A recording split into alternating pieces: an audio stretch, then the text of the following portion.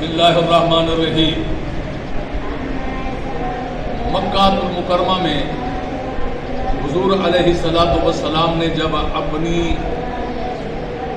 نبوت کا اعلان فرمایا تو مشرکین مکہ کے اندر ایک کوہرام مچ گیا، ایک عجیب سی صورتحال پیدا ہو گئی کہ دیکھو بنو ہاشم کے تاجدار عبد المطلب کے پوتے نے، عبداللہ کے دور یتیم نے ہمارے خداؤں کو جھٹلانا شروع کر دیا ہے اور ان کے مقابلے میں اپنا ایک خدا جناب والا متعارف کرا رہا ہے، اور اللہ رب العزت کے فضل و کرم سے ساتھ کے ساتھ میرے مصطفیٰ کریم صلی اللہ علیہ وسلم کی مؤثر تبلیغ سے متاثر ہو کر سرکار کی غلامی میں بھی آ رہے تھے، دولت اسلام سے بھی لوگ مالا مال ہو رہے تھے، اور ادھر ان کی طرف سے بھی بہت زیادہ پروپیگنڈے ہو رہے تھے۔ کوئی نعوذ باللہ آپ کو کاہن کہتا تھا، کوئی آپ کو جادوگر کہتا تھا،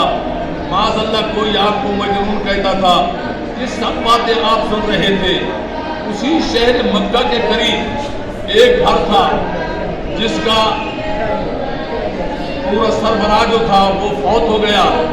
اس گھر کے اندر ایک اس کی بیوی اور ایک اس کی سالی اور ایک اس کا بیٹا رہتا تھا۔ بیٹے کا نام جندرہ تھا، کنیت اس کی بو پرسافت۔ اب یہ دو عورتیں تھیں، جندرہ کی والدہ اور اس کی خالہ، اور ایک جندرہ تھا۔ دونوں نے بلایا اور کہا، کہنے لگے جندرہ جس کی کنیت بو پرسافت تھی، پہلے تو تمہارا والد بکریاں چرا کر لاتا تھا، ہم گھر میں سنبھالتی تھی، اب وہ دنیا سے چلا گیا ہے، ہمارا نظام تو انہی کے ساتھ ہے، لہٰذا تم اس طرح کرو کہ آج کے بعد تم بکریاں چرا کر لے آیا کرو اور ہم گھر میں سنبھالیں گے، تاکہ اس کے ساتھ ہم دودھ بھی بیچیں گے، کوئی بچہ ہو جائے گا، گزر اوقات ہو جائے گی۔ صبح کو اس نے تیاری کی، جانے سے پہلے اس کی والدہ اور اس کی خالہ نے کہا، دیکھنا کہ ہر طرف جانا، جس طرف جائے، جن جھاڑیوں میں جائے، جن جنگلوں میں جائے، جن کھیتوں کے ساتھ جائے، غار حرا کی طرف نہ جانا، جہاں سرکار صلی اللہ علیہ وسلم اللہ کے ذکر و فکر میں مشغول رہتے تھے، خلوت قدا میں وہیں رہتے تھے۔ تو جب روکا تو جندرہ ابو پرسافہ نے پوچھا، امی جان وہاں کس لیے نہ جاؤں؟ تو ماں نے کہا، بیٹا وہاں نہ جانا، وہاں تو معاذ اللہ ایک جادوگر رہتا ہے، ایک جناب اللہ کاہن رہتا ہے، نعوذ باللہ وہ تو ہمارے خداؤں کو جھوٹا کہتا ہے، اور نعوذ باللہ من ذالک جناب والا پتہ نہیں کیا کیا کہتا ہے، اس نے اپنے طور پر یعنی کہنا شروع کر دیا۔ تو یہ فطری بات ہے، جس چیز سے روکا جائے اس کا تجسس دل میں زیادہ پیدا ہوتا ہے، اس کے دیکھنے کی تمنا زیادہ پیدا ہوتی ہے۔ بیٹا اس کے قریب نہ جانا، جو جاتا ہے اسے وہ اپنے باپ دادا کا دین چھڑوا دیتا ہے، اپنا نیا دین متعارف کرا دیتا ہے، اپنا کلمہ پڑھا لیتا ہے، اپنا غلام بنا لیتا ہے، تو اس کے قریب نہ جانا۔ اس نے کہا ٹھیک ہے۔ نوجوان تھا، دل میں تجسس پیدا ہوا یہ بکریوں کو لے کر اسی جانب چلا گیا، غار حرا کی طرف بکریوں کو بٹھا کر وہ اپنی مرضی سے چلتی رہی۔ یہ انتظار کرتا رہا کہ وہ باہر آئیں اور ان کو میں دیکھوں جن کے بارے میں میری والدہ اس طرح کہتی، لیکن سرکار تشریف نہیں آئے۔ ایک دن گزرا، 2 دن گزرے، تیسرا چوتھا دن جب تھا تو حضور علیہ السلام یہ انتظار میں بیٹھا تھا۔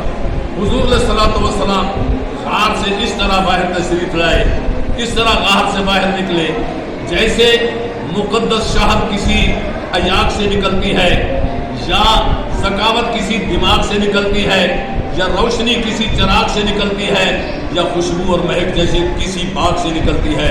میرے آقا علیہ السلام جو ہی باہر آئے، میرے آقا علیہ السلام باہر آئے تو سامنے ہی جناب والا وہ پرسافہ بیٹھا تھا۔ اس نے سرکار کے رخ بدوحا کو دیکھا، ایک ہی نگاہ میں دیوانہ ہو گیا، اس نے مصطفیٰ کا پروانہ ہو گیا اور دیکھتا ہی دیکھتا رہ گیا۔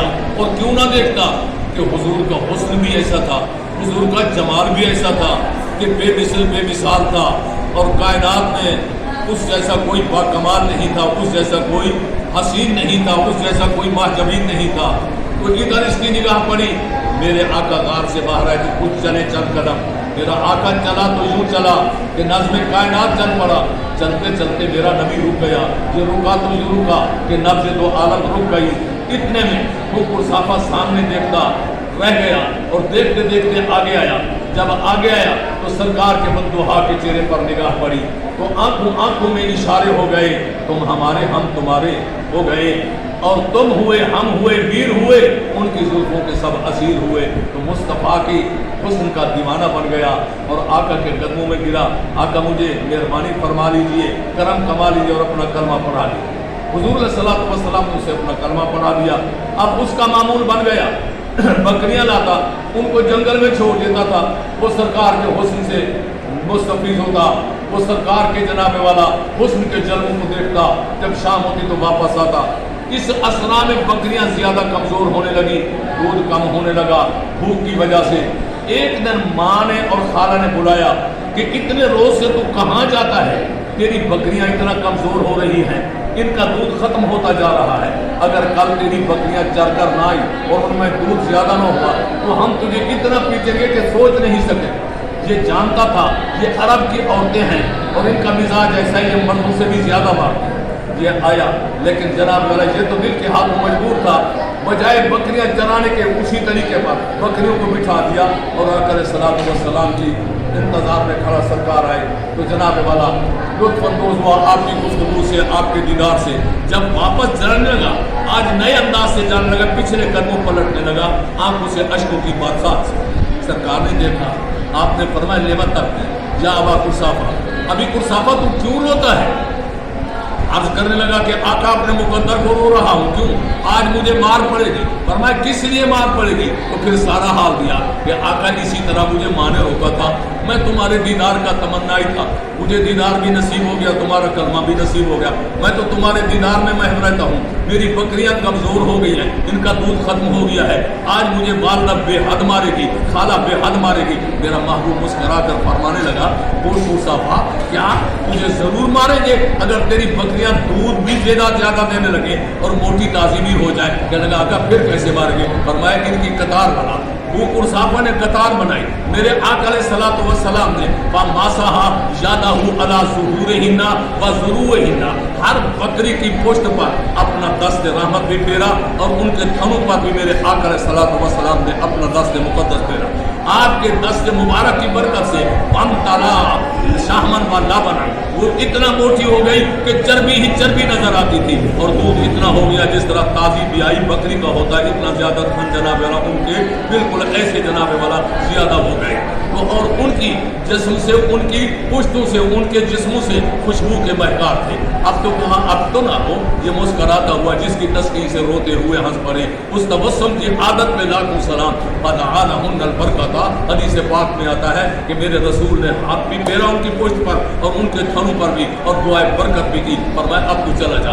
जब ये चला, घर से बड़ा खुश होकर झूमता जा रहा है, मस्ती में झूमता जा रहा है मजे से, कि जनाब अभी दूर ही था कि इसकी बकरियों की पुष्ट से खुशबू के महकार जनाब उनके घर तक पहुंचे। माँ दीवार से चढ़ी तो उसकी खाला दीवार से चढ़ी कि कहाँ से खुशबू आ रही, देखा तो जनाब वाला बकरियां आ रही हैं। इन्होंने सोचा ये तो बकरियां हमारी नहीं लगती, वो तो कमजोर थी, ये इतना मोटी थी और थनों में ऐसे है कि चल नहीं सकती, पिछली चाकू में दूध इतना भरा हुआ है। जब अंदर आए तो सबसे पहला सवाल क्या, वो कुरसाफा ये बता तूने किसकी जनाब वाला खेती को जाकर जनाब वाला बर्बाद कर दिया है? अभी हमारे पास कोई ना कोई जनाब वाला इकट्ठे होकर आ जाएंगे। तो कहने लगा अम्मा सोच तो सही, क्या एक दिन में अगर मैं किसी की खेती में भी इसे चलाता, क्या एक दिन में ऐसी मोटी हो सकती है?